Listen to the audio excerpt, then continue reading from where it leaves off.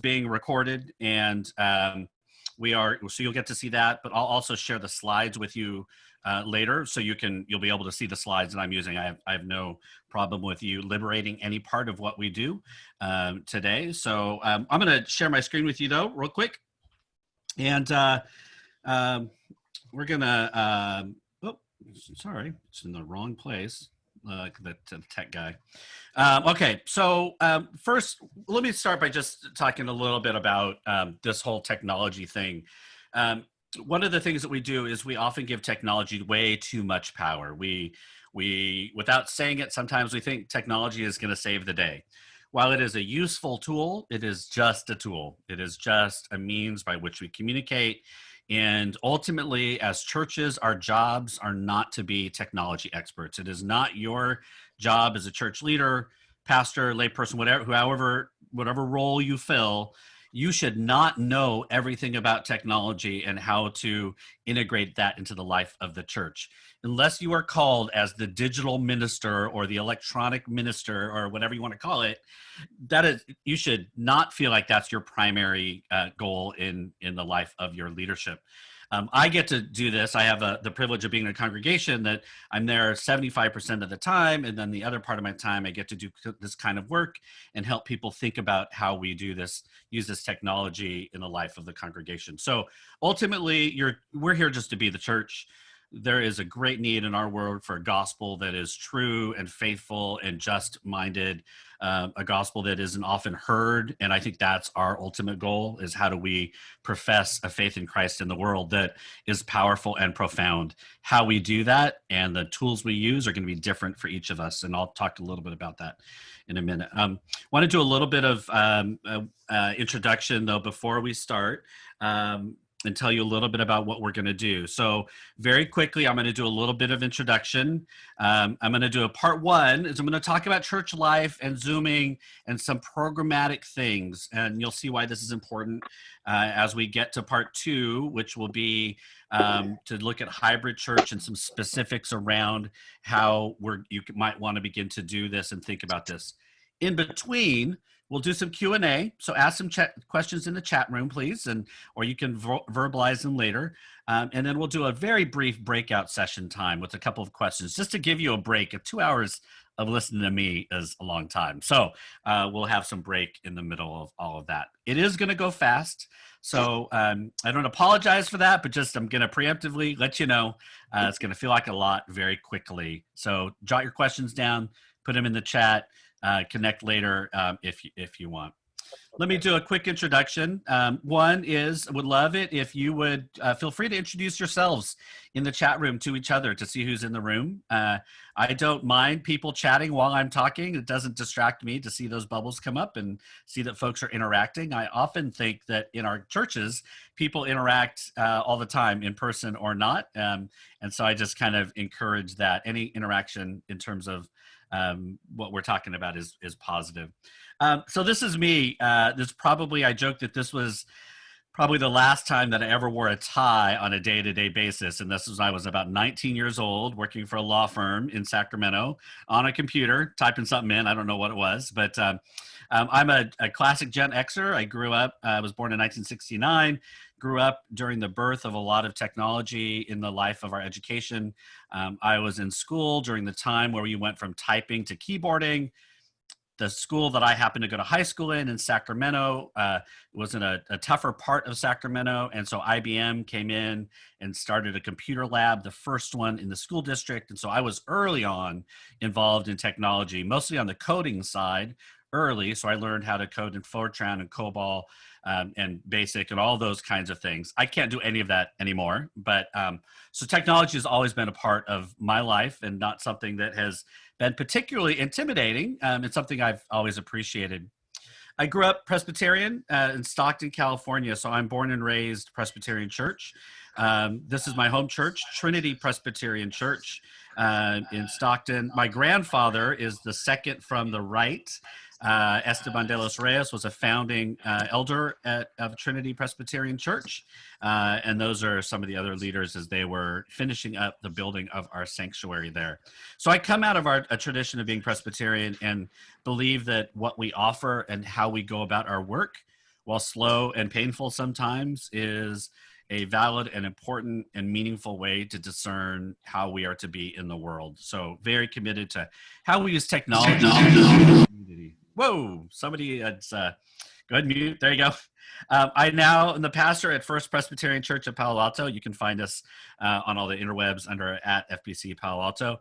I've been there a little over a year now. Started there April 1 of 2019. After living 30 years in San Francisco, have trekked down about 35 miles south into a very different area. The congregation, as you can see, we're a little older, pretty white congregation, but it's a congregation that's steeped in justice issues and steeped in caring for one another. And I'm there now to kind of help us think, not really to develop a new story, but how do we think about who we are and tell that story in new ways to new people? Lovely church. And I'm not just saying that because members of Session are with us today. This is my three children that in terms of technology, it's kind of my in-house laboratory. So my eldest on the top left there is Ev. Ev identifies as non-binary, uses they them pronouns. Abby is in the middle, is a sophomore at Scripps College in Claremont, California. And Annie on the right is a senior now in high school. You get bonus points if you know what picture that they are mimicking. You can put it in the chat. There's no prize, but if you know, then you get probably cool points from the kids. So that's my family, and we've got to sit with them as they've developed and thought about technology from early stages of Facebook being the best thing in the world to the end stages where, I have to force my children, if they ever want to get on it, to see what's going on, but they really are not even on it anymore. So we've seen that whole transition of how people use technology. I've been doing online community building and religion and faith for over a decade. In addition to a variety of online services I've been part of, way back about a decade ago, ran a worship service on Twitter every Sunday night. I don't know if any of you ever participated in that, but we called it Tworship, and we had an actual online ordered worship service every Sunday, and that was way back in 2010. So that's something that I've always embraced as a tool for how we do ministry. And the last thing is I'm really a very fancy person behind the scenes. Generally, this is my outfit for Sunday morning. There you go. All right, so the first thing we're going to do is we're going to talk about ways to use Zoom in worship, congregational life, just the ways we're using some technology and how we can do that better so that we can build a foundation for doing hybrid worship later. Hybrid worship is not something you just start. You have to build up to it, which I'll talk about in a minute. The first thing about this, when you think about however you're doing worship now, we're going to think through some parts of that and how you're living your online life now with your church. I'm going to take you through a little bit of making choices, talk about Zoom, talk about worship, and some ways to build community, and then your leadership, and then we'll do a little bit of Q&A. And then we'll get into hybrid in the part 2.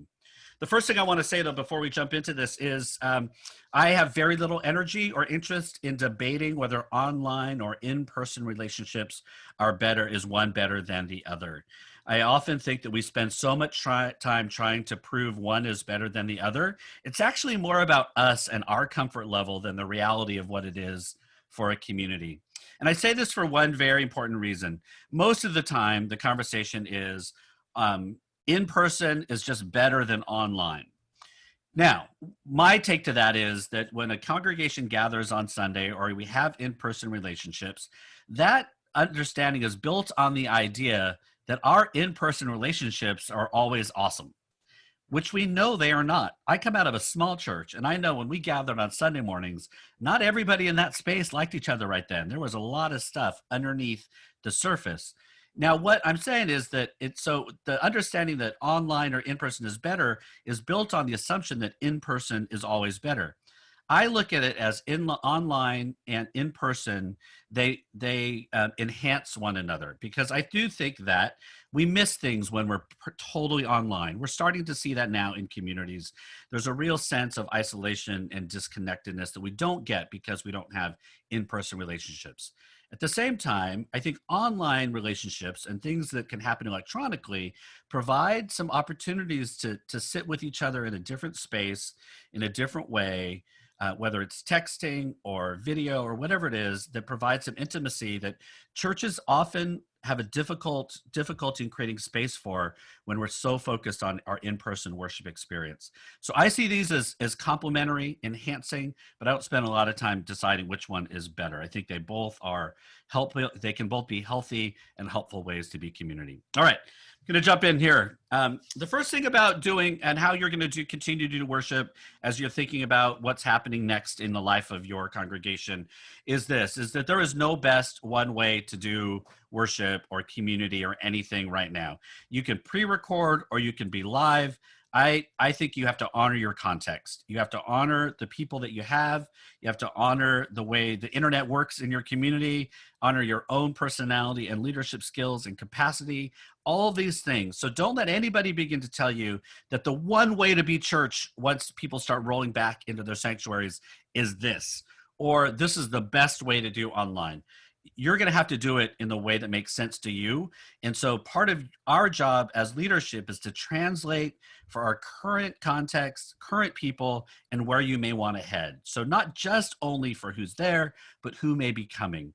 And so to begin to think about what works best for you.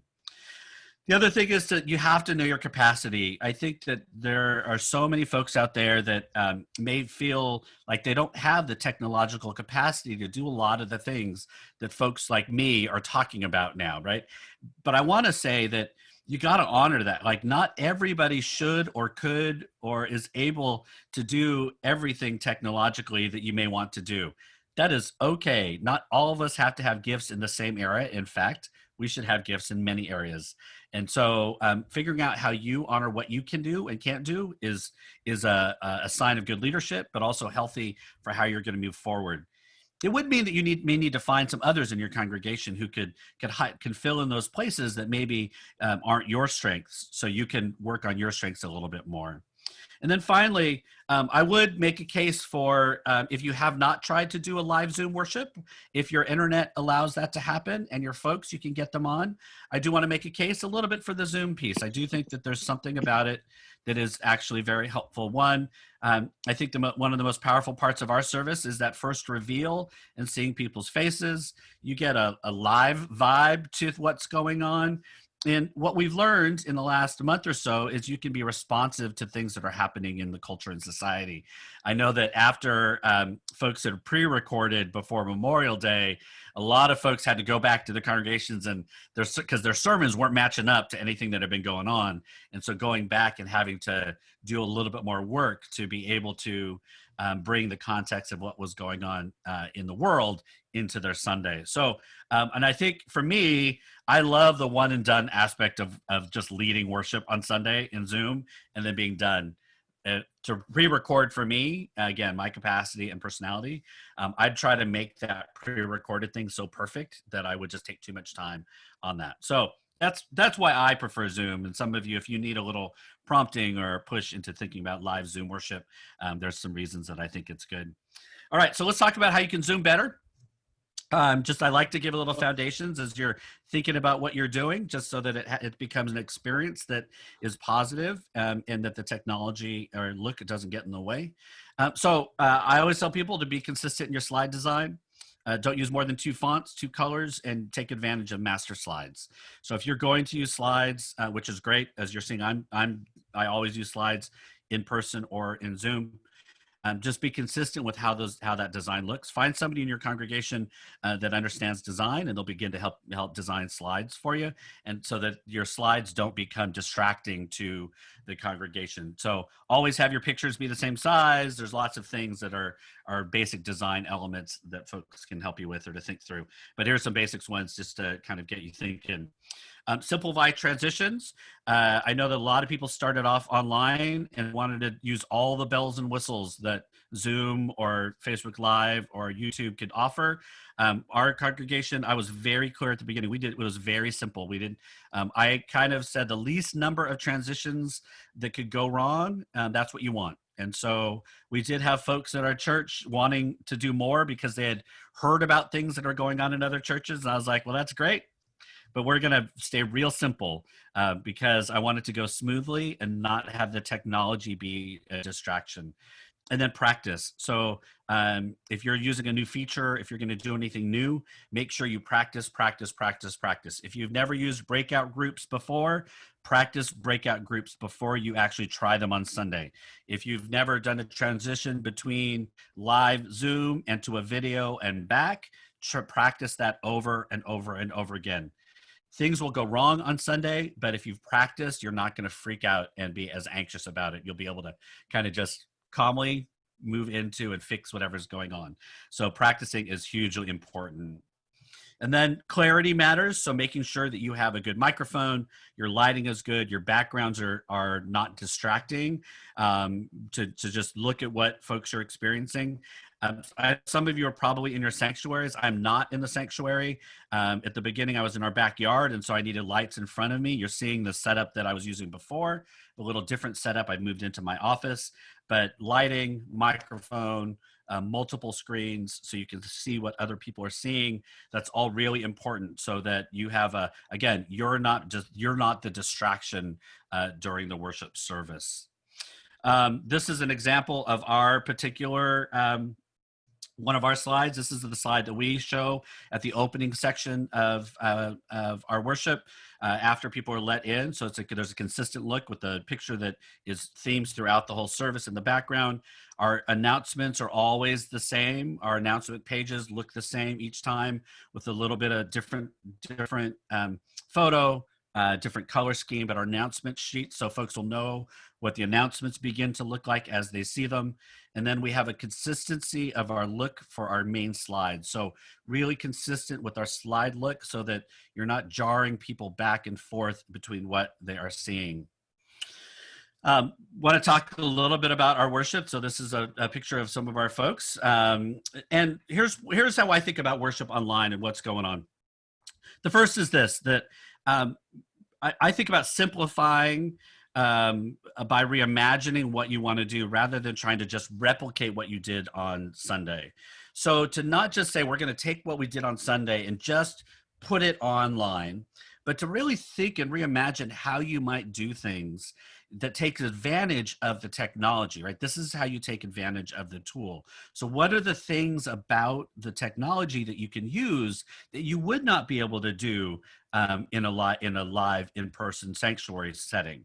So to begin to think about them not as just replicating what we used to do, but to take elements about what that is good and then move it into a platform that can be enhanced by some other things. So for instance, use your *6 and *9. So if people are on the phone, remind them that if they're on *9, they can raise their hand. *6 mutes them. So reminding people about how to be if they're calling in. Use the spotlight feature so that you know who's on people's screens. Use the raise hands feature as much as you can. Invite guests into the service that you would never be able to have before, right? In our services, almost every week we have one of our partners.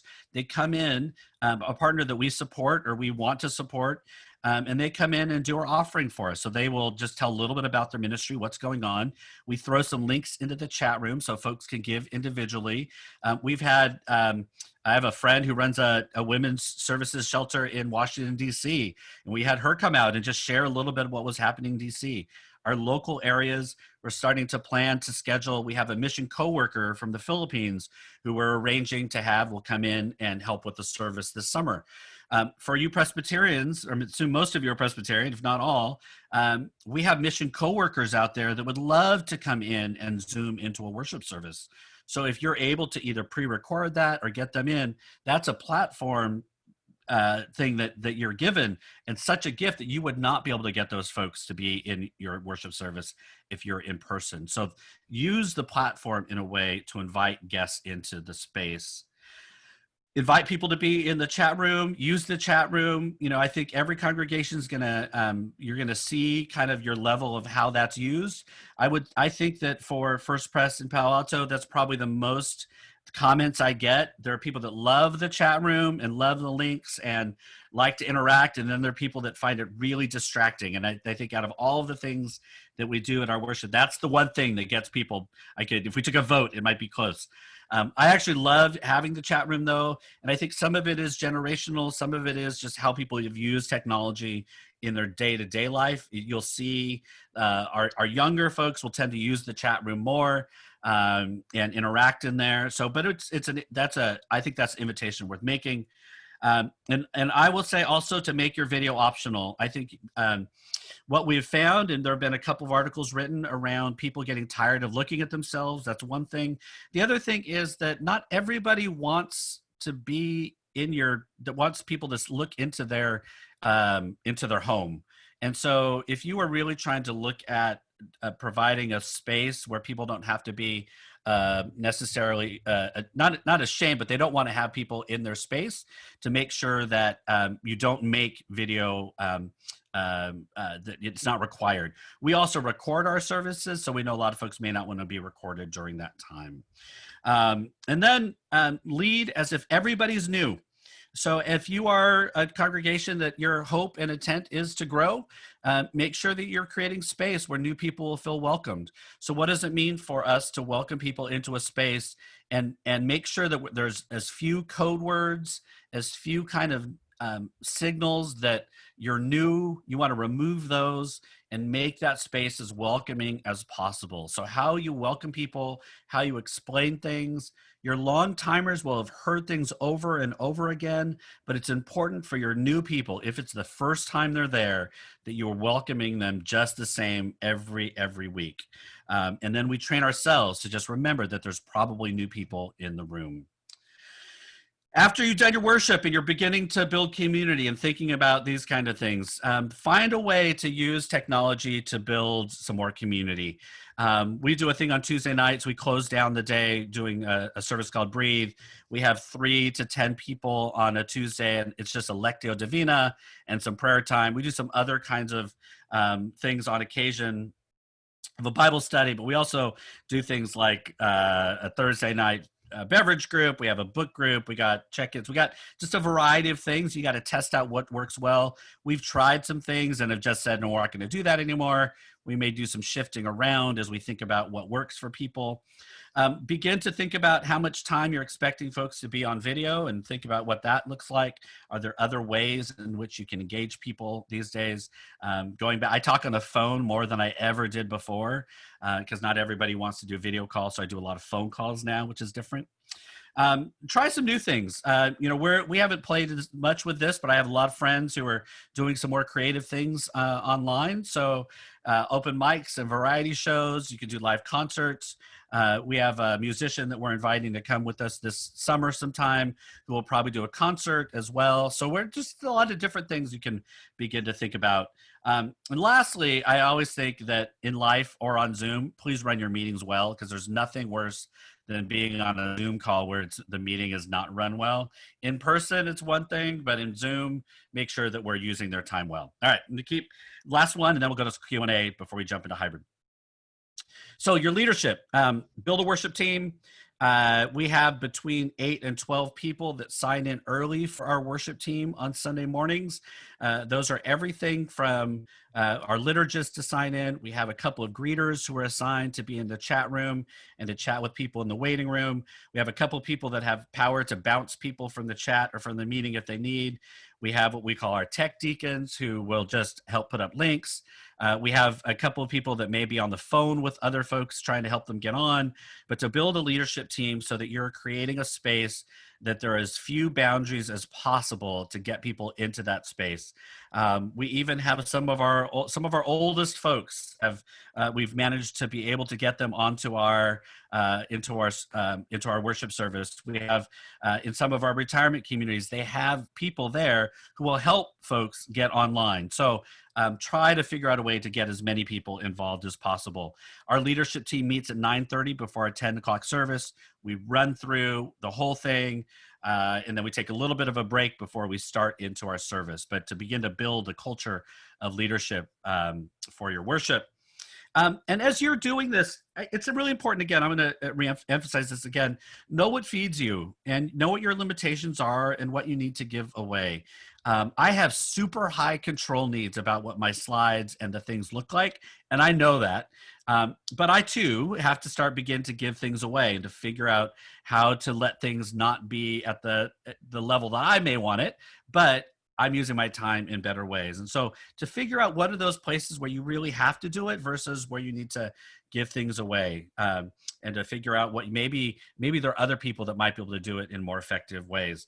And the last thing I want to say for you all, if you've been doing this now since, we've been at this since mid-March as a congregation, if you have not taken a Sunday off, you need to take a Sunday off.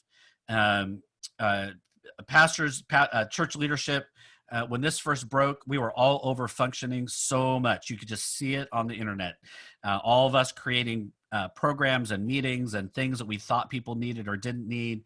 And we were exhausting ourselves. And I think it was out of deep care, but really, really, really, if you haven't taken a Sunday off, I've taken my only Sunday off since we started, and totally unplugged, had somebody else run everything. And I didn't realize how tired I was. I mean, I unplugged for really just 2 days and slept most of one full day. And that's not begrudging at all. It's just a matter of, if we're not taking care of ourselves, then we're not going to be able to help tend our congregations and the folks that are needing us to be there for them. So make sure you're taking your time off. We as a congregation are doing something with another local church where we're just flipping Sundays and trading Sundays with each other. So one Sunday, our entire program staff can take off. Our folks will go worship with them. On another Sunday, their entire program worship staff can take off, and their folks will come worship with us. It's an easy way just to take an entire Sunday off. All right. Boom, there's your first section. Let's go to questions, and then we'll go to breakout room. So I'm going to stop my share, and let's do it. You need to go back to gallery view if you want to see everybody. All right. There's a bunch of chat room things in there, but go ahead. So I have a couple written down here that have been in the chat room, Bruce. So one question is the slides. What do you create them in? Do you use PowerPoint? Yeah. I do not. So you can use, here's what I would say is use whatever you're comfortable with. In our live service, we use ProPresenter, which I'm not a big fan of at all. So ProPresenter is a legacy software that is really built for large churches using multiple screen. For most of what we do in congregations, it's far too powerful, and it's not shareable. It's not cloud-based. So we use Google Slides because it is collaborative. So our admin sets up the slideshow on Monday with all the information that we've given before that. And then we can go in and make changes and do our editing as we go. So all the main stuff is in by Wednesday at noon. I then have from Wednesday noon until Tuesday noon to go in and I do all my things.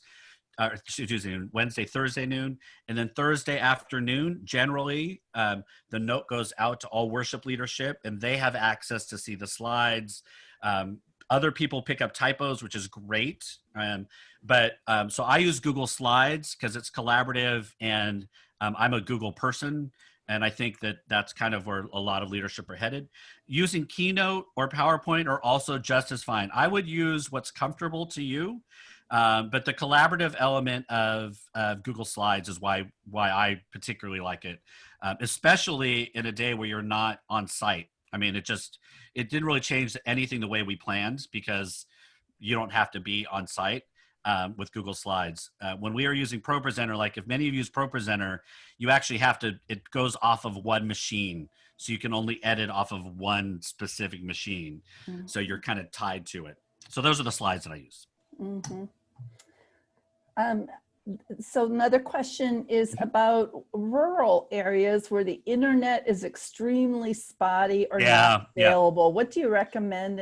So that's why I try not to be too flippant about everybody should do live Zoom, because I know the reality of internet is is not the same everywhere. I mean, I've been surprised in where I am in our area, in Palo Alto. I have my internet speed was faster in San Francisco than it'll ever be in Palo Alto because our density isn't the same where I live now. But it's fine for what we're doing. If you're in a rural area where internet is always going to be a problem, I think you have to pre-record. I just think that you pre-record and you may want to do a Zoom coffee hour. So a lot of churches, I know what they're doing is they're pre-recording. Everybody is watching it at 10 o'clock. They use Premiere on either YouTube or Facebook. So they're assuming everybody's watching it, and then they do a coffee hour Zoom right afterwards. So that way, you if you pre-record, you know that everybody will at least see the worship. And your Zoom coffee hour, then if people can't get on, they can't get on. It's not the worst thing, but I wouldn't put all your kind of eggs into the Zoom internet basket if you know that a significant number of your people are going to have constant problems with internet on a weekly basis. If I were a person that every time, even every third time I tried to get onto a service and I had problems, you would lose me because that just is not worth it. So I would pre-record. If I was in an area where I knew that 25% of our folks are always going to have problems with the internet, I would be convinced to pre-record. We've had some success with people calling in that have very spotty internet. So if your internet is sometimes good and sometimes not, not having your video on gives you more bandwidth for speaking. So yeah, I mean, it's that you have to figure out, like, if things are consistently not working for people or causing frustration, I'm always up for removing as many barriers as possible, rather than trying to continue to force something through. So depending on if you have folks that can adapt, and it's like, oh, my internet's not working, I can call in, and you've trained them up to be able to do that, that's great. I mean, I think, so knowing your people, I think, is the most important part about kind of how you're going to make that transition, or to do online. All right, other questions? How secure is Zoom is one set of questions that we have here. And for example, is it safe to do prayer requests, or is it better to do those in chat or not to name people? How do you recommend? Yeah, so my take on prayer, so unless your worship was locked down when you were in person, you've always conducted public worship, and every prayer that you've lifted up in public is public, right? You have no idea who's in your sanctuary at any particular, I mean, maybe you do know everybody, but theoretically you have visitors come in and folks are lifting up prayers. You're not, you're like, those are public. So now online becomes a little bit of a different. So the one question is around prayers. So we record our entire service and publish that, and we let people know that at the beginning. That may limit to the way that some people may lift up prayers. I don't know. We haven't done that research yet, but that's one of the things we do. In terms of the security for Zoom, so there's two questions that I think are important to that. Is one is how do you the security in terms of Zoom bombing and having people come in with dodgy intentions. And then there's the other part is, can you get hacked through Zoom, right? So those are the two ways that people are concerned about Zoom. Let me take the first one first. So the first one is, I was at the beginning of all of this very reticent to put too many blocks on letting people get into our worship service. And then I was involved with about 3 meetings that got Zoom bombed, and very quickly changed my mind. So there's a couple ways to think about it that if you haven't done this already, right? So always embed your passwords. So there's one. Always use a waiting room, which is a deterrent. The waiting room is a deterrent. It's not going to keep people out. And have your worship service be registration. So, and then I have one more for you after that. So the registration piece, what that does is that's a deterrent, right? If nobody's just going to be able to just find your link randomly and get in, they have to register, leave an email and a name, and then they get the access that's personalized to get into worship. Now, somebody could decide, give a fake email and a fake name and still do that, but you're canceling out a whole level of hackers. The next thing is have a waiting room, which is in itself doesn't do anything other than it makes people sit there. And again, if you're there to cause problems, you probably don't want to sit there for that long. Some people, some churches, if you're small enough, you can go through those names and make sure you know who everybody is. We have anywhere from 80 to 110 people that may log in on any particular Sunday. So we don't have, like, we can't have somebody that's looking at names. That's just not feasible for us. But you can. That's one option to do. So we let everybody in. So so registration and waiting room are important. The other part is that when you have you set up your Zoom meeting and you share the link out to register, use a service like Bitly or Google Link Shortener, and before you put that out publicly. The reason is there's twofold. One, if you create a shortcut on Bitly, then you can easily remember what the link is to get registration for your worship. So ours is FPC. I'm sorry, it's Zoom Worship FPCPA is our Bitly link for registration, and I just know that.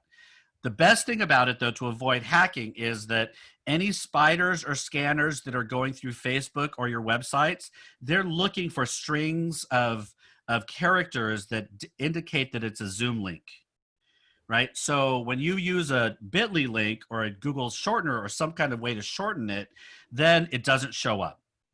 So that was the main way that people were hacking into meetings before passwords were used, is we were sharing our Zoom links out. People were scanning websites and Facebook for just things that basically said Zoom and then those little 5 digits, and then they could easily bust into your meetings.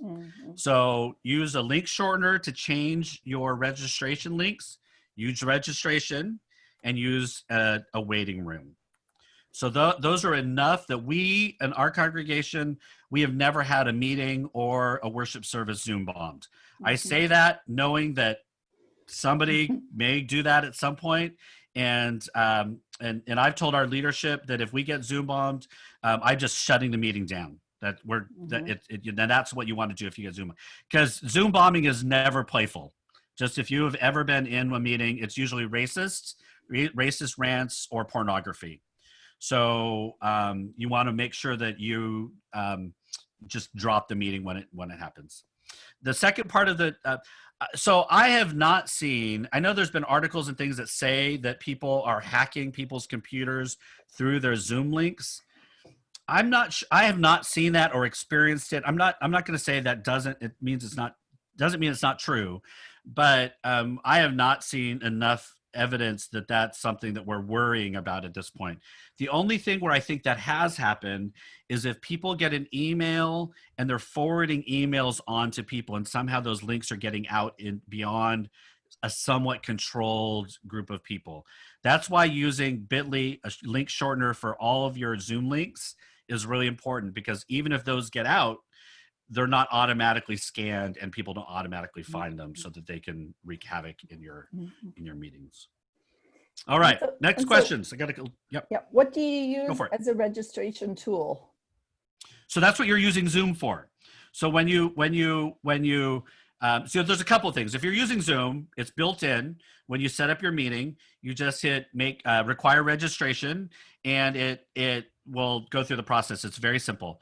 You can change, if you really want to get into it, you can change the note that people get. But what it does is it gives you names and emails. So we just downloaded a report last week of everybody who's ever registered for one of our services. So we're going to send out an email that just says, hey, you've registered for one of our services. If you've been, welcome. We'd love to have you back. Here's our email list that we'd love for you to sign up for. And that's all we're going to do. We're not going to try to do anything more than that. And it'll be a one-time shot. So you collect some information is one thing.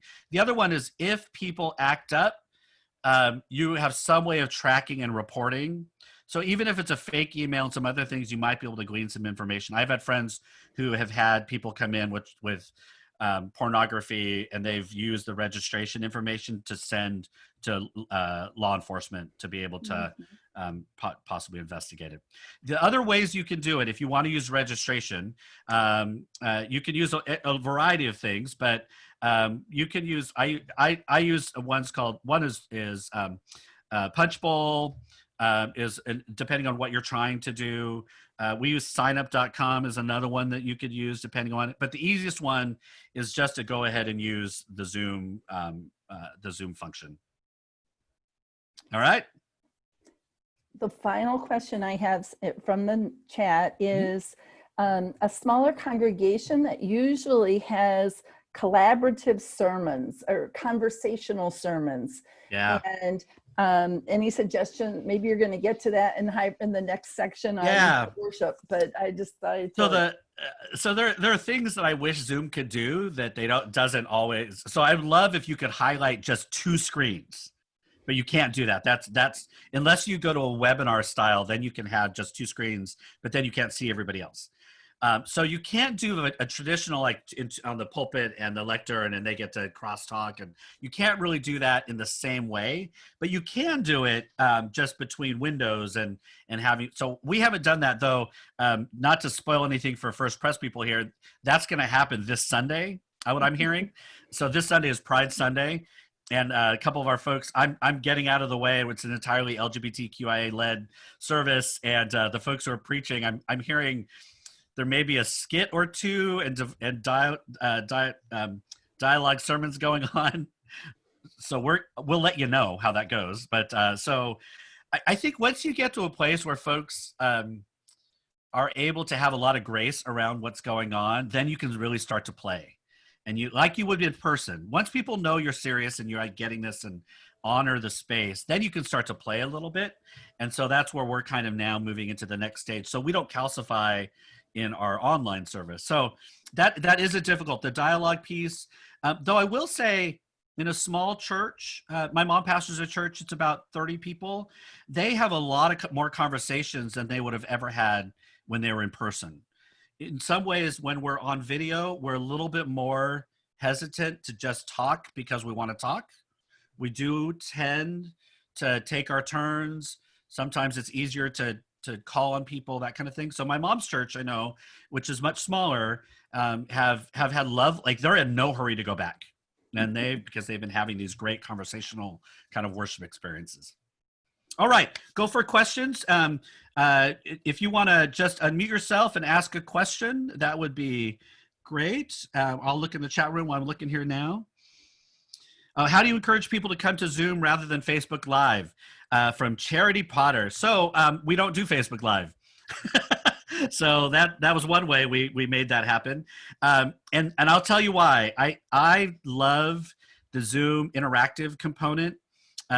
And there are so many glitches that can happen with the handshake between Zoom and Facebook Live that, as I said before, I kept it real simple. Like we were not going to try to do all these extra things. Now, Facebook Live is great. I don't want to say it's not the way to go, but if you really want the interactive piece, I think you just maybe you don't do Facebook Live and you just have everybody do Zoom. The other option is you just understand Facebook Live as another room in worship. And put somebody there, if you haven't already. If you have greeters and like a tech deacon in your chat room in Zoom, you have to have those folks in your Facebook chat room as well, because you got to have somebody who's representing the church in that Facebook group as well. So you can kind of do things both at the same time. So you can create a little bit of bridge back and forth. I've just found that, and I've heard too many folks where that Facebook Live connection often doesn't work. We are doing our entire service using Zoom. So we've just been able to get people here and not do the Facebook Live piece at all. The other piece is I've taken a whole summer vacation from Facebook, which has been so liberating, amazing. So I think there's also questions about platforms and what we're using. So I've just stayed on Zoom. So the other thing, if you are going to use Zoom, if you're going to use Facebook Live or YouTube, I might consider using a third party one that a lot of folks it's called Restream. And if we are going to go streaming, we will stream to YouTube and not Facebook. So I think we'll go to YouTube because then it'll record and we have a YouTube channel and all of that. But Restream is able to handle streaming out to multiple locations. I've heard really, really good things about that from people I trust. What does offering look like? Oh, sure, go ahead, Charity, and then I'll go for it. We started with putting my sermons on Facebook Live long before any of this. So it was already an established part of what was happening before we had to turn to technology. But now I'm trying to get people to come to Zoom because it's a more reactive, responsive thing, and I'm getting nothing. And I have micro churches. I have like tiny, tiny, tiny churches. So that's my struggle. You were too good on your Facebook sermons. See, that's the problem. You can't just, you should have been awful there, and then folks would have been like, oh yeah, we'll go. I think that's an interesting. So you're pastoring multiple small churches. Is that the? Yes. So have you connected with a woman by the name of MB McCandless? Does that name sound at all familiar? Yeah, so you can find her on Facebook. The name, but I've not connected with her. So she's pastoring three congregations right now, and is doing some really good work around helping to try to get all this technology working with them. That's a person to connect with who's had some definitive experience with that. So I would connect with her on Facebook or somewhere. She's easy to find. So I think it's messaging. It's being consistent and winning people, and I'll talk about this in my next section. It's winning people over to the platform so that you're not the one that's having to continually bug people about coming over, right? Folks have to have a good enough experience on the Zoom platform that it's not just you're trying to get people there. It's folks saying, this is actually a really good experience, as they're encouraging their friends, new people, to come into the experience that with you. So building that consistency, building up an experience, you're almost maybe thinking about pastoring another congregation, right? There's another Zoom community as well as the Facebook one, that you just may have to think that you're putting energy into those two places. I want to get to another question. We currently use two different devices, so we're not going through Zoom to Facebook. We're just doing two separate. Oh, gotcha. Then I don't have to worry about keeping it simple, like you said. So. Yep. Okay. Awesome. Great. Thank you. Great. I'm going to go to question was, what does offering look like in our Zoom worship? It's from Marion Hart. So offering looks like for us, we bring in a partner who comes in and talks for, we try to keep them 2 to 3 minutes. Sometimes they talk a little longer, and they just tell about what they're doing in their ministry. So it's usually an organization that we support either financially as a congregation, or we have members that are really engaged in what they're doing. And it runs the span, the spectrum of what we hold as important in the world, and organizations that are doing good work. So we have them come and talk. And then in the chat room, we're sharing a couple of links to their organization's donation pages. So our individuals can donate to them. We don't have them donate through us. They just can donate directly. We share our online link so that people can give. And then that's it. So we had during Lent stopped passing the plate in our live service, and using some alternative ways of offering, of having people move to a candle station, do some other things. So I think this has removed one of the most awkward elements of worship for visitors, is the passing of the plate. It's a more inviting way to do it. We've found that our offering at this point has not gone down. Our pledges and all that have been consistent. I am optimistic they're actually going to go up. We also know that, again, this could be somewhat generational, but our younger folks are using our online giving more. We had an interaction this past Sunday, which was really funny. We're collecting funds for a project that we're doing, and somebody said, well, send a check to so-and-so. And one of our young folks said, I don't do paper checks. In the chat room. And I was on the other side, just got giggling to myself. It wasn't mean. It was just a reality. It's just like, I don't do checks. So we had to, there was a PayPal account that we shared. So I think some of this is an opportunity to start using some new technologies that not everybody is going to jump right on. But we still have our accountant, our bookkeeper comes into the church a half a day a week to collect checks that come in. But we're really pushing people towards our online giving, which seems to be working pretty well. And we're doing it through the Presbyterian Foundation, which is excellent. It was easy to set up. The percentage is competitive with everyone else. I think it's 2%. So and easily set up. All right. Okay. Look at chat. What's the name of the person Bruce said that's doing multiple small churches? MB McCandless. Some of you may know her. MB is if you've been in a meeting with MB, you know who MB is. So she's doing some really good thinking about this. So somebody to go ahead and connect. I'm gonna do a couple questions, then I want to break out into breakout rooms. All right, so look at the chat room. People are offering some really good just best practices and things. All right. There was a question about copyrighted music. Can you say something about that? So there's a couple of things. So we have all of the generic copyright ones. I can't remember what they are. There's the CCLI, and then there's the one song.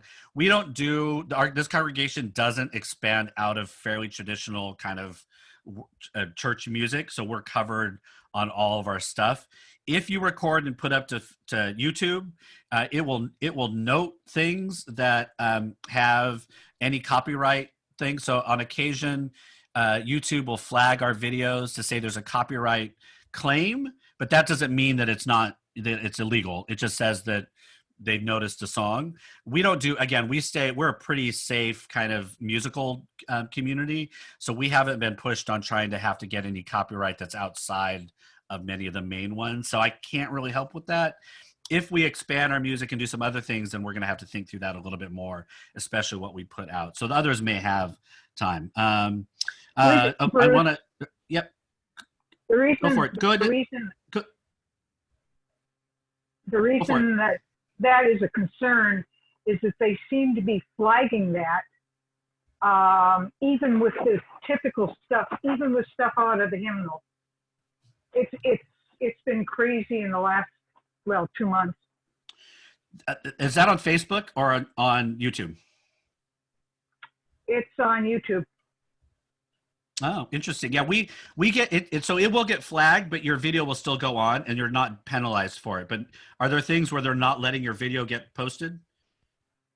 As I understand it, I haven't been dealing with it, but I know, okay. I just know that we've had trouble with it. Yeah, so I would check. I would check that, because if you're not used to using YouTube and you get this note that says you've had a copyright claim, it feels like, oh no, we just broke the law. You actually didn't. It's fine. It's all it is acknowledging that there's music in there, and because if it is a copyrightable claim that somebody is placed, like Columbia Records places because you did a cover of a song, your video will not get posted. Like they hold it back. So the other ones you're going to be generally okay. Facebook is a little bit stricter apparently, but again, we don't do Facebook. Question about giving. Yeah. So Lynn, yeah, I think that's a great. Lynn says we don't do online giving. Older community doesn't want to. Thank you then for giving community, and then we talk about other ways of giving. I think Lynn, that's a great example of knowing who your people are. And figuring out what's the comfort level and what they can do. The only push I would be is like, as you're thinking about who you're becoming, are there ways you can kind of start to integrate some easier ways in which people might be able to give. So having the option for online giving as other people are coming into the community, if that's something you're hoping to do, might be a good thing to begin to think about. I mean, I think so for us, where we're really trying to grow and grab new people and find community that begins to grow, we're trying to kind of get ahead of the curve. So that would be the only thing. But I think your comment about helping them to see offering differently is an excellent way that you're showing the congregation. All right. All right, I'm going to just look. Is there any pressing questions? And then I want to give you a couple of questions to think about, and then you're going to breakout groups. And then I'll do part 2 of hybrid. Dun, dun, dun. All right, you all, you're amazing and wonderful. Let me go back and share my screen. All right, in a minute, you are going to go into breakout groups, and I'm going to ask you 2 questions that I would like you to think about. What have you learned about you and your congregation during this time? What are the things that you've learned about yourself during all this that you may not have known, or your surprises or anything? And then what are the possibilities for being church differently might God be revealing before your community? So what are the things that, out of everything that's happening, what kinds of things might be being revealed for you? What are the not necessarily new things, but just what are the ways you might be doing be community different as you're kind of moving out of this space. So I'm going to yield the time now, and somebody's going to break you into your breakout groups. So I'll see you in about 15 minutes.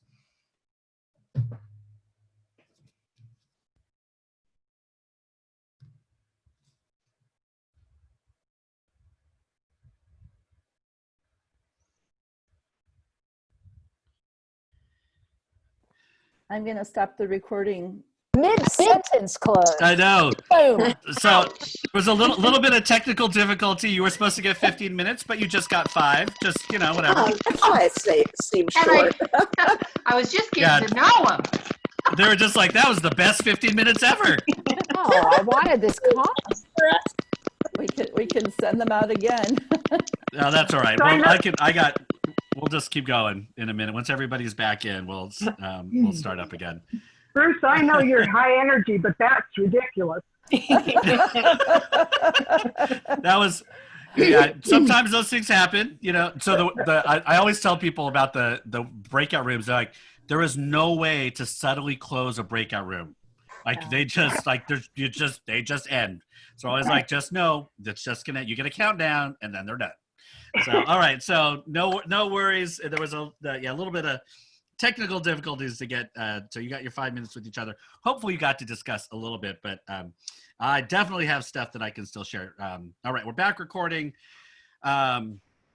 All right, so let's get into some more stuff around this. The first thing is that as you all are starting to venture into thinking about reopening and gathering all of that, I'm going to share you a little bit about our story and what we've done here at First Presbyterian in Palo Alto. But I know that other places are exploring different ways of gathering in person. And I think the most important part about no matter where you are in that process is to just remind people that you never really closed. I've not heard of any churches that just stopped being church, that they've continued to be church together. And that what we don't want to have happen is for folks to believe that the only way you can be church is by gathering on Sunday morning. And in person. So, because we've been saying that as congregations for a long time, the church is more than just this building. It's more than just a service. It's more than just this table, but we're being forced to really decide whether we believe that and whether we can live that out in meaningful ways. And so I'll talk a little bit about that and fighting that inertia in a minute. But so just as you're understanding your own leadership through all this, I know it's difficult when churches, I know, who may have a lot of folks who want to get back into that sanctuary. Some churches, are making decisions not to go back for a while. And there's a lot of push and pull, and depending on your political context of where you live, there's a lot of other cultural things going on. So I just, blessings on you as you're making those decisions. I know that for us, which I'll tell a little bit, for me as a leadership, the number of things that we have to do, even in our county's requirements for gathering, we can do 25 people socially distanced outside. The number of requirements that we have to do administratively become just exhausting.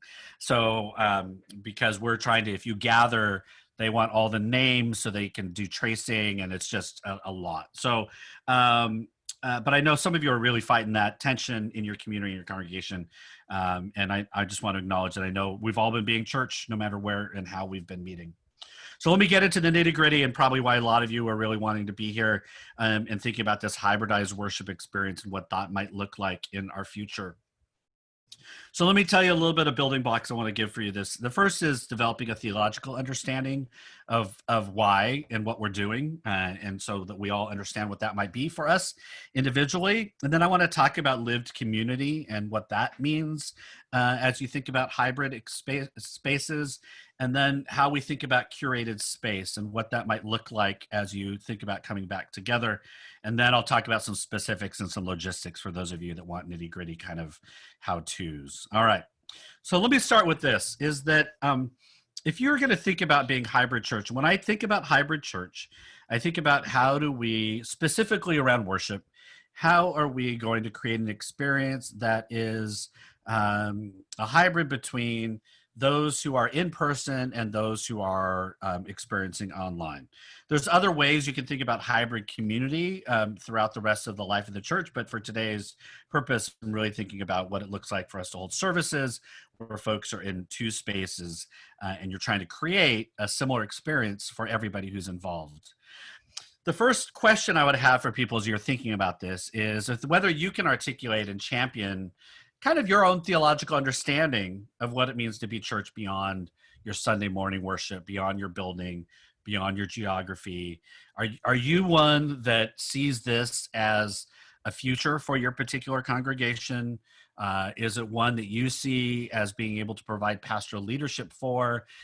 Is it something that that feeds your soul and excites you as leadership? Because if you can't get behind that, it's going to be really hard to do. As you know, we never want to be the bottleneck for things in the church, but we can be as pastoral leaders, as church leaders, especially if we're not fully behind or open to the possibilities. And we don't want to do that. So thinking about that question, taking it seriously about whether you see this as a possibility. The next thing is to have the conversation and the questions in your own head and with your community around, is there such a thing as real church versus not real church? Is the way you used to do it on Sunday gathering, is that real church? And then Zoom that's just the other kind of church. If you're unable to create an experience that's online that feels real, quote unquote, that feels like this is still church, then it's going to be difficult to shift into a hybrid kind of experience because there's already value placed on one kind of worship over the other. So thinking really about that question about how do you create a setting where it all feels real, in person, online, you're taking those spaces seriously and creating a place where folks can experience the presence of God, the movement of the Spirit, that they're experiencing worship together. And the question, as you're thinking about what this begins to look like, is you're thinking about reentry or regathering or reopening, however whatever language you're using around that. And this is the thing that I think is important for us and an opportunity for us to rethink how we even do in-person worship if you're not going to do an online component. Is we've been given this opportunity now to examine almost everything we do and to begin to think about, are we worshiping this element of our worship service because we just want to do it, or does it make sense about who we are as a worshiping community? And so you can ask questions like, what does passing the plate do now in the reality of how we collect money, how visitors see it? You can have those conversations that you couldn't have before. You can talk about how you do communion, when you do communion. You could talk about preaching styles and how you do things. You might even be able to talk about seating because of the ways that you're going to have to limit how close people can be. There's a lot that folks may have held much more sacred 6 months ago and may be able to now kind of let go and not see as important. So that making sure that you're having the conversations around all elements of your worship experience that we've been given this opportunity to have, so that you can decide, what do we keep that is core and central to who we are as a community, and what are those things that we've now discovered they don't occupy that space anymore. Now, there's always going to be some folks who value some things over what other people value, but our job as leadership is to help have that conversation so that we as a community can make some decisions about what are we going to do as you return or you move into this hybrid space. So here's where I stand with this, and folks at First Press, they'll know I say this all the time, is I think about this metaphorical table that we've always talked about, this table that we say is open to all people, and we talk about the table as a metaphor for how we gather people together. And now we've been given this opportunity to act as if we believe that is true. What does it mean for us to say this table is welcome for all, it is prepared for all of God's people, and to actually believe that and say, so that means for us in our experience now is that people have been drawn to the particular table at our church or at your church. And now as you shift back into in-person, is that table just as open? Are we now going to bring that table and say, well, the table is shifted again, and it's not going to be quite as open as it was before? It's a very interesting question now for churches, as we experience a population in our worship services that would be very different if we didn't have our online component. Our congregation, for instance, we have now, families that are worshiping together that they haven't worshiped together in years, because folks have been, they've left for college or they've started families or whatever. And so now you have multi-generations. You have siblings of people who are worshiping in our community that haven't been there. Folks who grew up in this congregation are now connected. Folks who moved away are now coming back and are involved in our worship. We have at least 2 people every Sunday, one from Brazil and one from the Philippines, who now worship with us. So I think there's an element of realizing that the table is expanded, and it's expanding for many of our churches. And now what do we do? How does that impact what we do next? So as you're thinking about how you're going to move forward, how do you understand the theological implications of what you've become and what you're becoming? And then what does that begin to look like in the manifestation of your gatherings? So for me, I think about it as in my theological understanding of the table, the body brought together around this table to share the bread and the cup. And now we've been able to do that with a much larger, broader number of people and lives and experiences than we had ever been able to do before. And that's an opportunity to continue to do that. So I think it's helpful to give a context and kind of what we're doing. So First Presbyterian Church of Palo Alto, this is our congregation, this sanctuary. It looks like probably many of your sanctuaries. It does have screens, which I know some don't, but it's a beautiful but pretty, standard looking church, pews facing forward, all that kind of stuff. So that's what we were doing. My style of preaching is I'm not in the pulpit and all those kind of things, but for the most part, a fairly, you would all recognize if you came to worship what it was and it was there. About now a month ago, our session decided that we're not going to have in-person gatherings through the rest of 2020, and that unless major things change, and we were kind of first through the wall on that. And I think there were a lot of churches now and businesses and organizations that have told their folks, you're not coming back until the new year. So it's not as dramatic. When we first announced it, there were a lot of my colleagues that were like, man, that seems really dramatic. And I'm like, oh, it felt right for us. So that's what we're doing. What it does is it gives us a really long runway to think about what our future is going to be like. So the reason that I was really supportive of this is it felt exhausting for me to think about having to do in-person worship with all the requirements. But 2, it now gives us this opportunity to take some time and think about how we eventually will look as we come back together. It's going to be a long time till everybody comes back like we used to. So now we're get a chance to really think about what does it look like to be hybrid, some people there, some people online. The discernment we went through, some of the questions that I asked you and that you were going to start to explore in your groups, but around what have we learned, what have we lost, what have we gained, realities, and then what are the possibilities? And as we begin to have these conversations, we want to acknowledge the grief. There's a lot that's been lost, and we're trying to make sure we limit that as much as possible. But we also realize that there's a lot of gain that's happened. There's a lot of interesting people we've met and things that are going on, opportunities for ministry that may present themselves, and that there's some real opportunity that comes out during this time that we wanted to acknowledge. So we are not coming back in any form, really, unless something dramatic happens until 2021. What that gives me is some time to think about how we create a setting where when we go to a hybrid, when we think about hybrids experiences, that it isn't just Bruce has this great idea and wants to do this, that if it's going to work, and the only way it's going to work is if the community is thinking it wants to do it, right? I can't force a church into doing something that it really doesn't want to do. It may be short-term, but it wouldn't be a long-term manifested reality of that congregation. So what we're needing to do is to create lived community to see if this hybrid experience is worth it, right? So for me, it's how do we create and support lived community so that when we gather in person, it's a natural experience for folks who are there to remember that there are people who are not there in person, right? So you've had these experiences now with folks, and there are people that you've been having experiences that are not there geographically, and now we have to remember them. So we have a person, for instance, coming to our Tuesday Breathe prayer service who has never been to our congregation and probably never will, but is now involved on Tuesday nights. And so what does that mean if we decide, well, so we're going to miss this person if we just decide we're going to go just in person for our worship gatherings.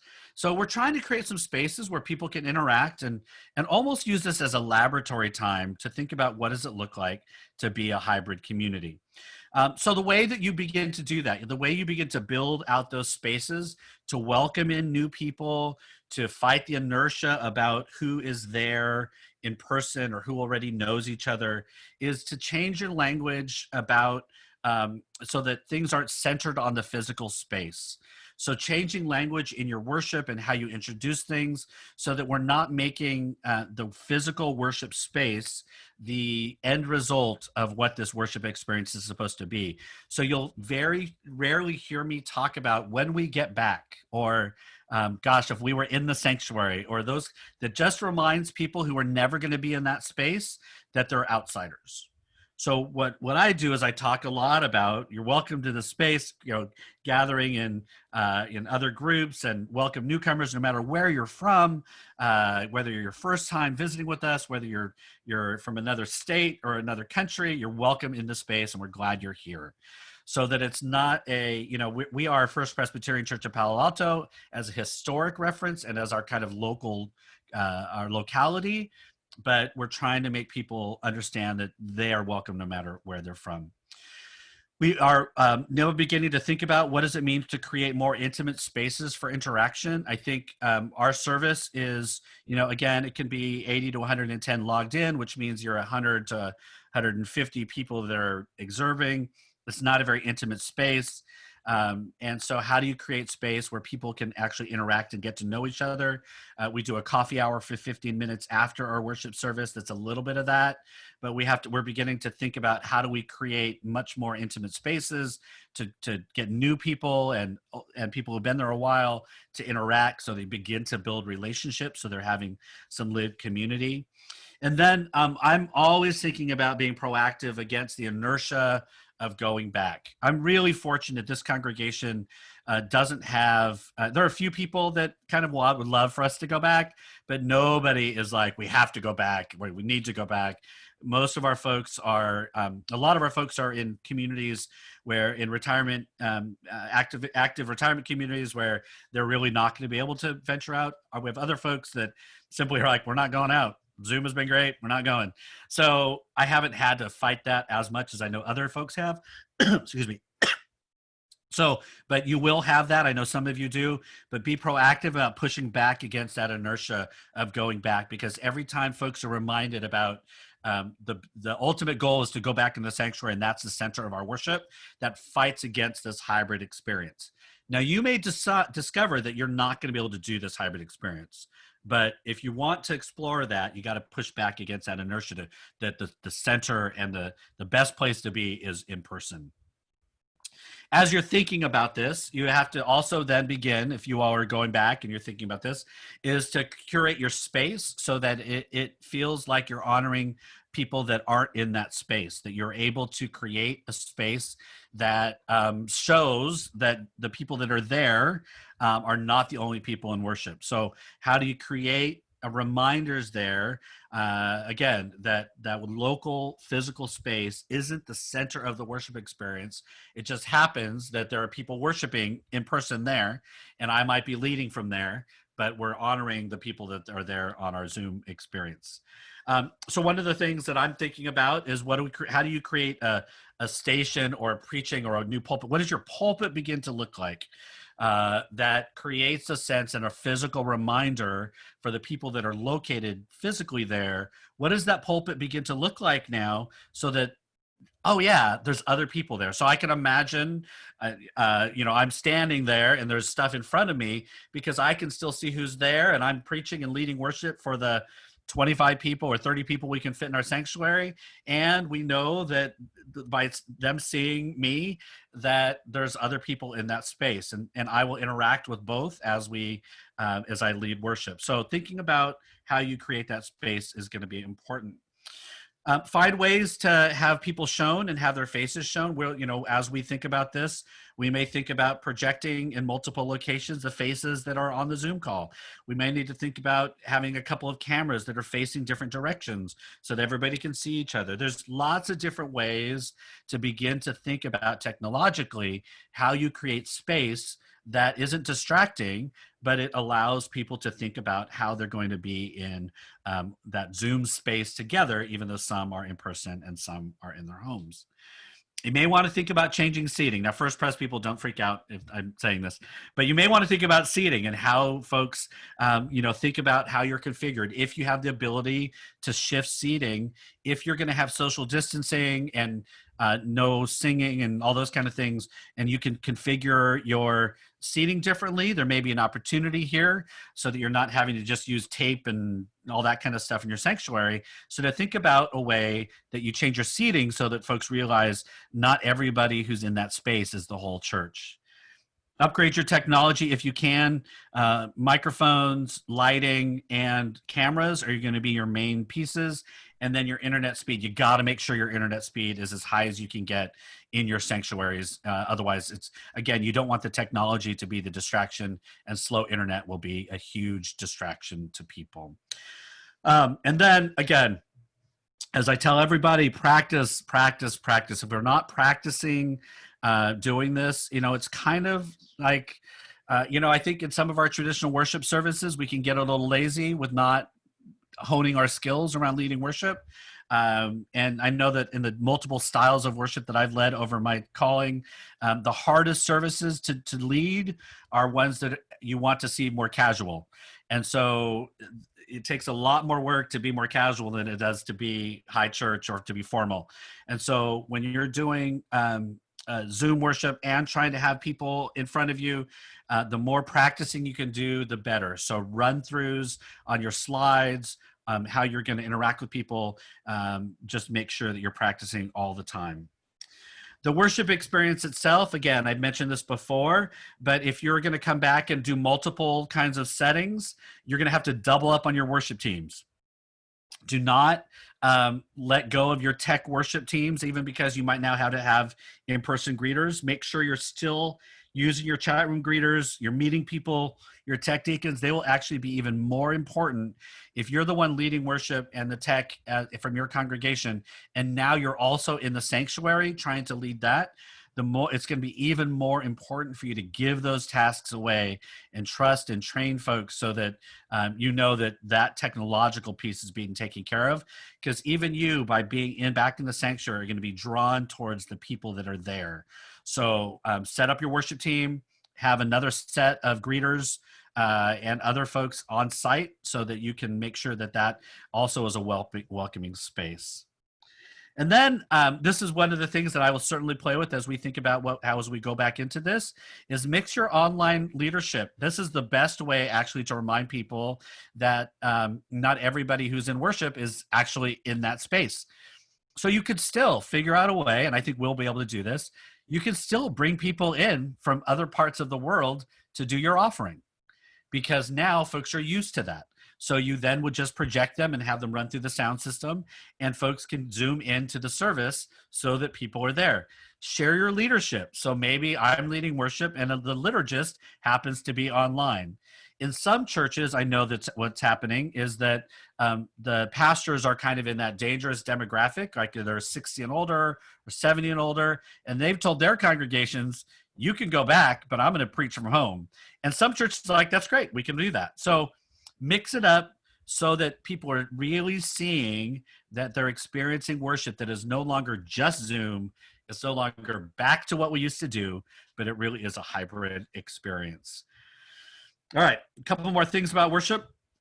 Think through your ritual that doesn't create any sense of in and out and who people are, or whether you're new or long time. So how you do communion, how you do laying on of hands. You have an opportunity now in these early stages to play with those as people have done this. We did our first laying on of hands.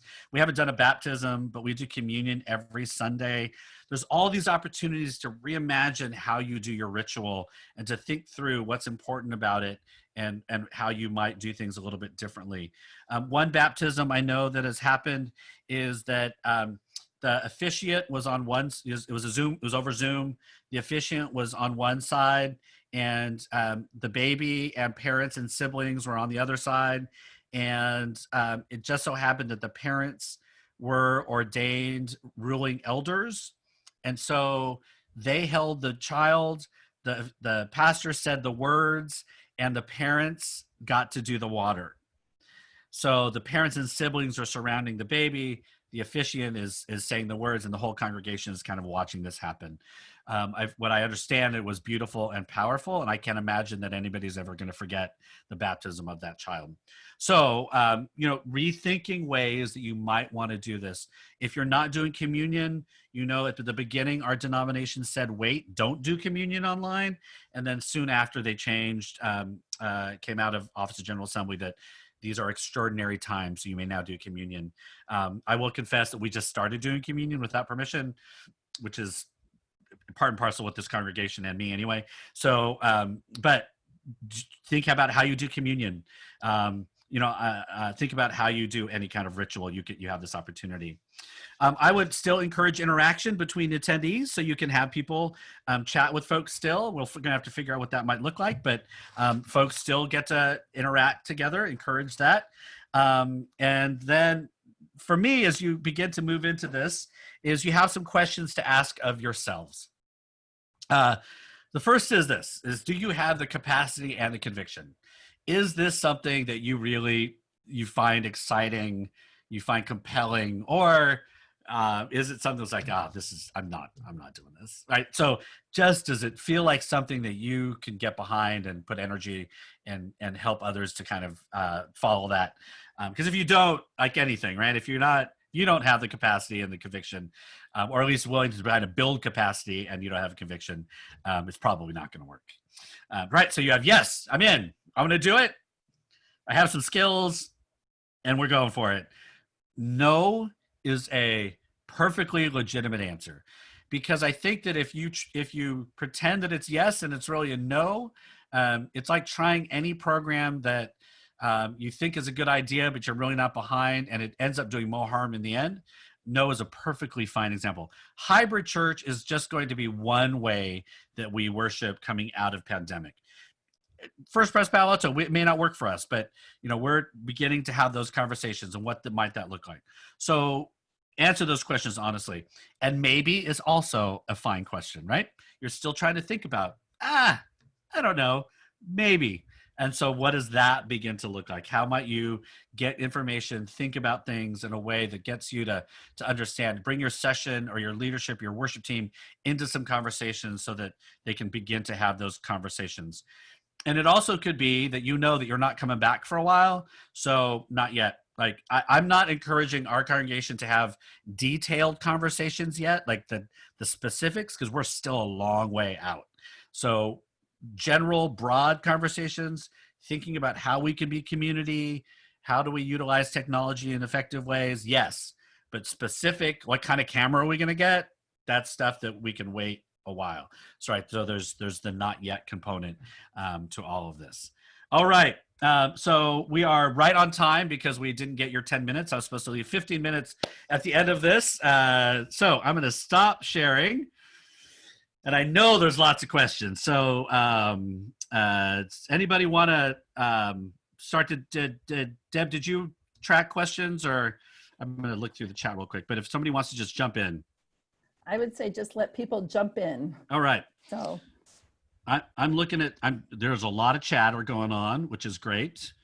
All right. So yeah, if anybody questions, thoughts, just go for it. And then I'll answer some chat room questions. Feel free to put some in there and we'll go for it. My question is, how do you deal with people who are really mourning the fact that they don't get to see each other in person? Yeah. I mean, I think so. So why don't you introduce yourself real quick and tell where you're from, just where you're serving? I'm Anna Small. I'm a new pastor at First Presbyterian Church in Glidden, Iowa, a church of about 30, 40 members. Great. Iowa. One of my kids almost ended up going to Grinnell. So we almost ended up being Iowa people. And then this is a little short. So I got a call. Basically, she said, I just drove an hour and a half through cornfields, Dad. Grinnell is in the middle of nowhere. I don't think I can do it. In any case, so Iowa. So I think that is the thing that we are running into greatly right now. I think for everybody, not just our church, but everybody are feeling the anxieties and the isolation, and we're all handling it differently. And for those of us that might have families at home, like we're getting a lot of interaction, so we need separation sometimes. Others, I know that if you're by yourself, especially in retirement communities, if your spouse is not with you or a partner and you're on your own, some of our communities, one of our communities in the area has their first social worker they've ever had before, because they're really trying to take care of the mental health component. I think mine, I don't preach again until the 5th of July, but I've been jotting some notes down about thinking about that, because I've been hearing more and more people who are just struggling with the isolation of it. So I think the church has to figure out, how do we acknowledge that and address that without putting people in danger. There is a little bit of push. We've had some folks like, why can't we gather in groups of 10 and do that outside? And I am very conservative on very few things. But when it comes to coronavirus, I am very conservative. And I don't want to put the temptation for people to be together. So I think we're having to begin to think about what do we do? So one of the things that I'm going to do, so last summer when I first got to this church, I sat down with about 60 to 70 people and had coffee. And I'm going to just do that again now, but just do that through Zoom and make it option, for people, like, let's just get together and have a chat. I'm not going to ask you to serve in any committees. I'm not going to ask you to do anything. I just want to check in with people.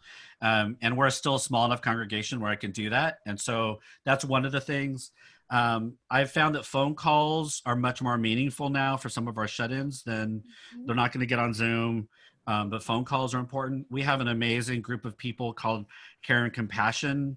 I think Margaret and I may be still on here somewhere, where they track every single person to make sure that somebody's connecting with them. Especially I would say we have 5 or 6 people that capacity wise, they're not going to be able to get online. So I think that I am not encouraging our folks to get together under church auspice, like under church banner, because I just don't want to encourage that. I do know we have folks that are meeting together, but we can't control that. So finding creative ways to create those intimate spaces is more important right now. I don't have great answers to that, because we're still I think we're seeing the crux of it for a lot of our churches. Everybody's feeling this because it's pandemic. It's what's going on around race and police right now. I mean, it's layer upon layer. And for congregations that are so deeply connected to the politics and justice of the world, like our churches, it's taking it's weighing on us. And so that's in my heart and mind right now as a pastor, is to think about how do we create those spaces. All right. This is Kirsten Klepfer from Grinnell, Iowa. Oh, hey. Almost had one of my kids. If I was listening to you right, Bruce, it sounded to me when you were talking about things like how we talk about what's real, which one is the real worship. I thought I heard you sort of suggesting that what we have to fight a little bit against is feeling like the real worship is the one in person. But as we start to think about coming back to a hybrid situation, the folks that have been on Zoom have been worshiping now consistently this whole time. And the folks who will be the first back in, and for us it will be for a while, it will be a while down, are the ones that aren't on Zoom, and then they will be in masks and not singing or doing the unison parts. And I am worried that that's going to feel like the part that's not real. for people. And Yeah. so I'm looking for suggestions for how to make the folks actually in the sanctuary feel more connected to the worship experience that will largely be feeling more real as the Zoom, because that's what we're now Yeah. to do. That's a great question, which is really, I think that's really interesting. Thank you, Kirsten, for that. Yeah, because I'm from yeah. Grinnell. Are you guys planning on having be able to see the people that are on Zoom? Are you asking Kirsten or me? Either. Or both? Either. Or all. Yeah. So or all. So I think it's important that I will try to. I think we're going to try to figure out. Again, we're a long way out, which I think is to be able to see people, like to have an ability for those in the sanctuary to be able to see the faces of the people that are in Zoom, and vice versa. I want to see cameras facing both ways, so that you're actually getting visuals. So you're really creating this kind of weird new space, and I think you can do it without detracting from the sanctuary space. I think you can create some space that still feels worshipful and all that. But Kirsten, to your situation, I think that's a really, really interesting one. So your folks who are coming back to the sanctuary, they haven't been participating in the Zoom experience. So have they been part of worship experiences at all at this point? Are they watching recordings, or how that is that? Some of them are watching the recordings, but some of them, I have an older congregation like many, and they're the people. I can't remember who asked the question. How do you help these folks? Those are the folks. They haven't been connecting. Yeah. And so there is some, we would like to get them back in, quote unquote, as soon as possible. Our congregation is like yours, Bruce. They're not demanding that they come back, but there is certainly a desire. So I can imagine this happening. So I actually think that's there's a gift in that reversal in some ways, so that the folks on Zoom, if they haven't seen these people in a long time, there's a great opportunity to create connection. So we just had this happen in our congregation. We had one member who had not been able to get on. She's living by herself in one of our retirement communities. And if Margaret Ann's still on here, Margaret Ann, one of her missions was to get Frances on. We were getting Frances into worship, and Frances must be 90 something. I don't know how old Frances is. Older, still sharp as a tack, but the technology wasn't good. But Margaret Ann figured it out, and as soon as we saw Frances in that service, you could just kind of feel everybody Frances is here, because Frances was usually sits in her wheelchair on one side of the congregation, and she's right there, and she figured out to unmute herself, and we heard her voice. And so I think if you play with that idea that you're almost welcoming these people who've been away into this new experience, that it makes them feel special almost, that they've been able to come back into worship. There might be some ways to play with that. Great. Awesome. All right. Other questions. Let me flip through here. Go ahead and ask if you want, because there's a lot of in here. Okay, I'm not going to ask a question, but I'm going to tell you, this has really excited me. So who are you and where are you serving? This is Nancy Grimes, and I'm in Nebraska, Grand Island, and I'm an elder, but I'm just so excited about what I'm hearing, and you're such a good speaker. I really would like to hear you again, and I'm going to hope to hook into your church for a service. Well, I'm not inviting you to our congregation if it takes you away from yours. Oh no! Oh no! But we're, the great thing about worship right now is we get people. So we're 10 o'clock in the morning, West Coast time. So we get probably 3 or 4 pastors who are on vacation who will come worship with us every Sunday because it's 1 o'clock on the East Coast. And they're like, I can do 1 o'clock church. That's fine. And so we do get visitors in. So you're welcome to join us after your services. Come on over and experience what we're doing. Anybody is really welcome to as you go. So I'm glad this has been helpful. Other questions? So I'm glad. Okay, so Margaret Tompkins, but we do have music on slide. So one of the music things that we're playing with, just so you know, music is bad on Zoom, right? We all know that. Just to try to do music is bad, right? That's just a baseline There's nothing we can do about it, but you can make it not as bad. So we just did our first recording of that multiple screen thing. When we first started, people were like, well, everybody like, just do that. And I had to explain to folks that you don't just do those things. Like that actually is much more complicated than people realize. So we did our first one, and it's showing, I think, at the Presbyterian Peacemaking Fellowship breakfast for General Assembly, and it's on YouTube, and you can see it. And I think we have some choir people here, but it was a little rough because it's first time people were doing it. They had to learn how to listen and record and send it back, but it was lovely, and probably the best in terms of sound that we've been able to do music, because it was recorded, edited, and then we played the video. And we'll do another one. We'll give more time to do it next time. And I've even committed, I'm not a music singing person. I've committed to be part of it in this next round. So I'm going to be in it. We're going to try to get some other people. That's one thing to do. Plan out and do one of those kind of cool multiple square ones. Just give yourself a lot of time. The other thing that we've done is we brought in people, and some people, when you plug right into your computer from your sound, if you're using a keyboard or something, that works really well. Always, if you can't do that, have an external microphone. Do not have people lead worship off their microphones on their laptops. That's just, you're destined to have it not sound good. But use a microphone, an outside microphone. A Snowball is a great generic mic. You can upgrade to a Yeti or some other ones as well. But so what we're doing now is we're doing where our organist is in the choir loft. And I should probably include a picture if I do this presentation again. Is in the choir loft, and we have one cantor, a singer, who's standing 15 feet away from him.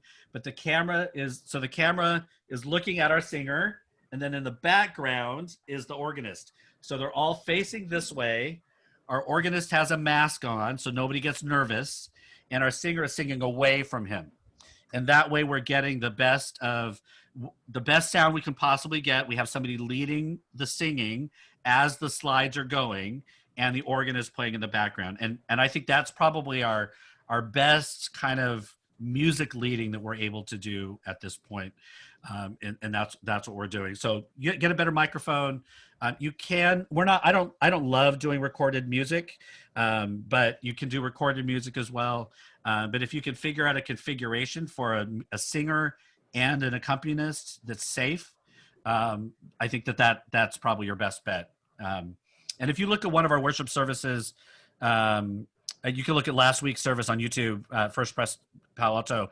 You can see what it looks like because the little square there, you can see how our configuration is. All right. Other questions? Just jump in.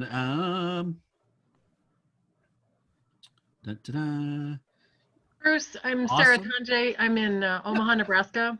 And I'm just Sarah. Really curious. I mean, it hit in such a way that I was trying to do Zoom worship in the very familiar way of how it would be if you were here. But let's say we've always done it this way, was not even in our vocabulary. Uh-huh. What are some of the things that we can do in worship? I mean, what are some of the other creative things that you've got going that are that help people to be present and to be connected? Right. Responsive readings, that's not it. Right. So I will say that I think you have to have enough that's familiar, right? Enough that's familiar for folks so they don't feel like, so they know what to expect. And this is church growth strategy as well. This isn't just about your congregation. People are going to be less likely to invite people to worship, friends, community, if they have no idea what they're inviting them to. Right. So there needs to be enough consistency and familiarity that somebody would be willing to say, hey, join us for worship. You're going to get in our service. Our service is a fairly traditional service. And so you're going to do that with some creativity mixed in, right? I'm not in this setting. I'm not trying to create this brand new kind of worship experience. We are planning to do that, but it's going to be a separate service that will look very different from our Sunday morning one. So one is finding the pieces that are familiar having to tweak them so that they work online. So we do responsive, but it's just me and a person, right? So it's just me and we try not to do anything that is connected to like everybody having to talk at the same time. I think we played with music. We're going to bring in once a month a new music person to help lead music, just so we get some ideas of other voices, other kind of styles. And so we're bringing in some elements of some different worship things. We've been doing that already.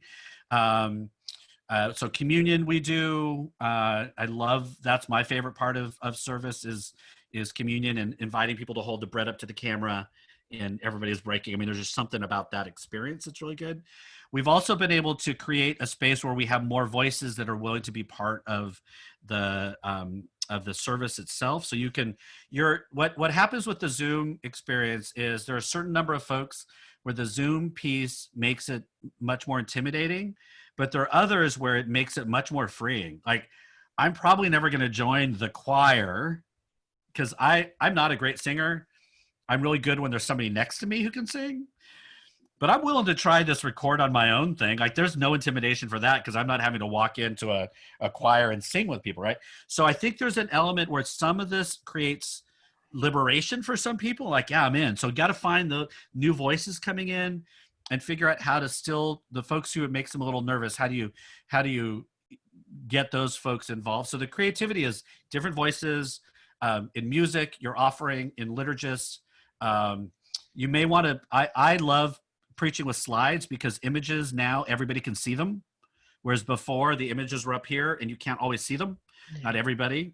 So now you can play with that. So people ask me that every time I do this presentation, and no, because we really don't have any children, and we have a few. That has been in some ways so no, and because there'd be another level of stuff we have to take care of. Like, we wouldn't record probably in the same way. We'd have to. There's lots of elements that we would have to do. So if you have kids, making sure that you're getting disclaimers and you're not putting names on and those kind of things, I think is really important. There are people out there that are doing far better stuff with children than I would do. David, you were gonna jump in. Yeah, we're doing guest narrators for our children's message. It started with just a few people who did voiceover work. And matter of fact, this week's book is I Love You, Mouse. I scan them, I put it together in iMovie, and the person sends me the audio file, and the kids love it, the adults love it. And we now have, Bruce, what do you say? We have about 7 or 8 different people who are doing the voiceovers? Yeah, about that many. Yeah.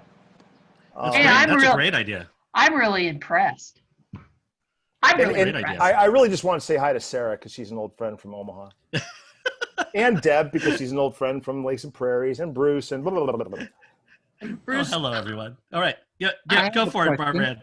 I've got a little different situation because I've just got a few young kids. And I was just starting to get to know them after being there for 5 Sundays. So I hated to lose that connection, but I didn't think it would work on Sunday morning. So I contacted their parents and said, so how would your children feel about Zooming with me? And one father said, kids hate it, they're not gonna do it. And another parent said, hey, we're kids of the 80s. Our kids grew up with this. They Zoom with their grandparents. And so what I do now is 2:00 Sunday afternoon, I have a Zoom time with the little kids in the church. And sometimes it's a children's sermon, and sometimes I say, so what'd you do yesterday to enjoy the good weather? And we end up talking about God and nature. But that's my way of staying connected with them and for them to know they're still special. Yeah, I think that's really good. I think what I've heard from my friends, people who are doing youth and children, is they're doing separate. They're doing it off. What I have been hearing about youth, and I have 2 of them. You know, one's a young adult, one's a youth in my house, is that they're not doing Zoom. Is that because all of our, especially our older kids, are doing so much Zoom for educational purposes. So if you have people that are creative in other ways, I know some youth workers are shifting over to Instagram and they're doing more things in some other places. please don't go over there if you don't know what you're doing to some extent, but maybe think about if you have anybody. That's where I know some youth are doing some more of their work, or doing youth stuff that's so different. There's a youth worker in our immediate area that's doing yoga with their youth group every week, and doing not trying to do youth group, but just creating spaces for youth to gather and distract from all the other stuff that's going on. I was like, that's a great idea. I mean, I think adults should be doing some stuff like that together too. But so there are a lot of people doing some creative youth stuff out there. All right, we have a few more minutes. I have a question. Oh, what's my go for it, and then I want to answer. Go for it. How do you think hybrid churches will deal with vestments, altars, choir spaces? How will hybrid churches alter church architecture? And will church architecture even be important? I think we'll need I think rather than a Pinks or a Patton, what we will need is a computer. But that's a great question. So I wear a collar every Sunday. So even though I'm not in the church, I think there's some one, it's easy, right? I just throw on a collar, because I didn't robe when I was in the sanctuary, except communion Sundays, right? So knowing your space and how to create that hybrid feel is what I've been doing since I started, whether they knew that or not. So I wear a collar. I suspect that if and when we move back into the sanctuary, I will probably wear a collar every Sunday, just in the same way. So there's familiarity for the Zoom people.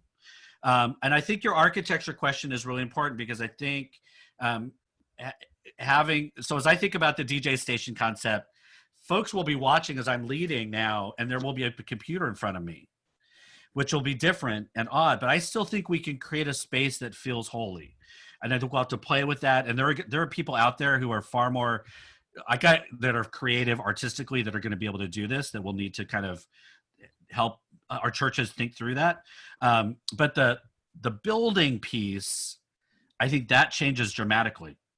And how we see the use of our sanctuaries is a big question, especially for smaller, struggling churches that maybe their buildings aren't being used as well. We have, some pretty large tenants that are doing some really good work out of our space, and our space is in generally pretty good condition. So it can support itself in some ways.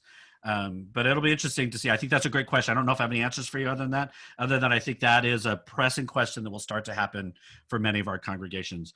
There's a question in the chat room from Marion Hart. What's your best advice for someone trying to plan retirement in the midst of all this?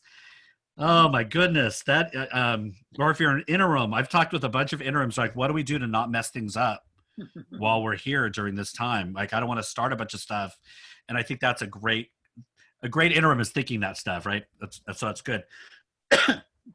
So retirement, I think, as you're thinking about what I would say, as you're thinking about that date, is to start working backwards from that date and what's going to happen when you are gone the first Sunday, and whether you've created the leadership to begin to take that over so that can run without you, depending on how you're doing it. So thinking through, like, I'm actually thinking for myself, how do I begin to give away elements of the worship planning experience that I've had such tight control over? What does that begin to look like to free me up to do other work that the church needs me to do? And so that it can almost run, not without me, but it runs not only because of me. So I think that's a good element, is to think through and have these conversations. I think as you're retiring, you almost have the same gift that interims do, that you can ask questions and force conversations that you can have because you're not going to be there. I think that there's a great gift in that.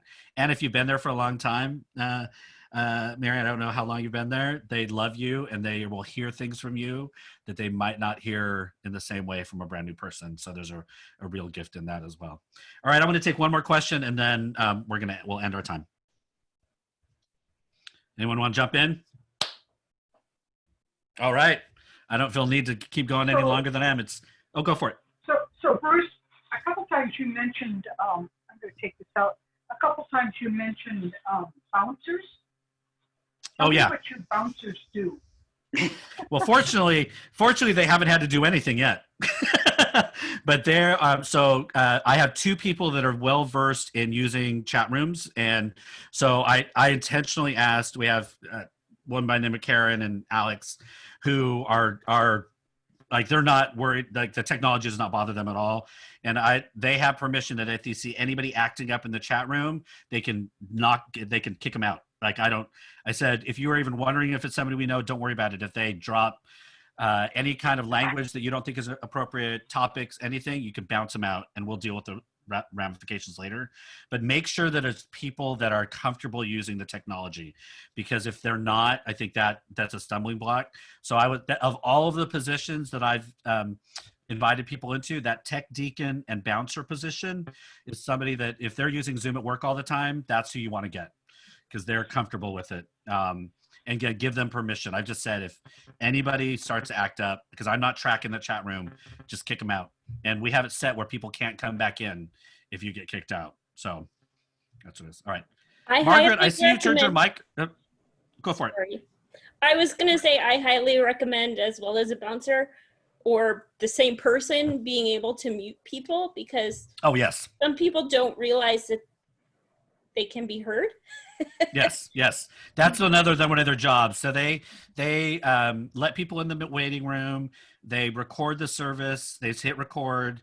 They also close the service down. We close our service down at 10:30, so nobody else can get in after 10:30, and they can bounce. So they can mute everybody. So they're the ones that are in charge of doing that. And the other thing that we do in worship that is unique is they call on the people for prayers of the people. So they're tracking and watching the raised hands, and they call on somebody, and then I just kind of move through that prayer. But those folks are the ones that we're calling on people to pray. All right. It has been lovely and amazing to hang out with you. Thank you all for being here. I will send the link out to the slides. Thank you, First Presbyterian Church people, if you hung out the whole time. Glad you were here. You got to see a little bit of me doing my other stuff. So, you can tell me later if I'm like that. We're not doing that. But I think I was pretty honest with everything we were doing. Yeah, I think that's it. Should Deb, shall I close with prayer and then we can end? All right, let's do it. Let's pray. God, we thank you for an opportunity to gather in ways that we could have never imagined before. We thank you for opportunities to explore the ways in which we are going to be church now and into the future, for the many ways in which we will express our faith. We give thanks for the diversity of who we are, how we serve, the communities to which we are called, and the people who are part of our churches. For all of us, help us to care for ourselves in body, mind, and spirit as we do your work in the world.